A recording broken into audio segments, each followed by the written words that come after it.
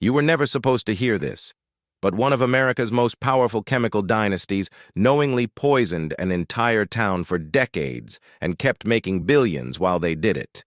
It starts with a chemical called PFOA, better known as C8. DuPont used it to make Teflon. They also knew, as early as the 1960s, that this chemical didn't break down in the environment, built up in human blood, and caused organ damage in lab animals. But instead of stopping production, they got creative about where to dump it.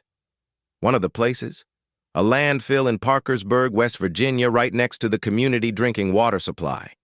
Residents kept getting sick, tumors, birth defects, mysterious illnesses nobody could explain. DuPont's own internal memo once admitted they had no legal obligation to tell the public. So they didn't. I watched them pump that stuff out for years. I thought about my kids, my grandkids. But speaking up never seemed an option. It was like fighting a storm with a candle. Standing up against such power takes courage, which many weren't granted the luxury to afford.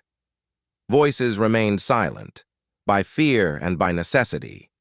Your Honor, the evidence will show that the company's actions were not only negligent, but criminally indifferent to human lives.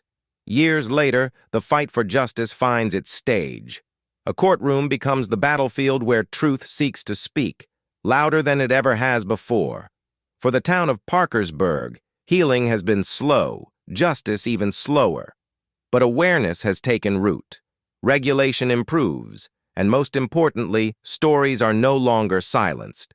This is more than a story of a town's survival. It's a call to corporate responsibility and the need for vigilance, so history does not repeat itself.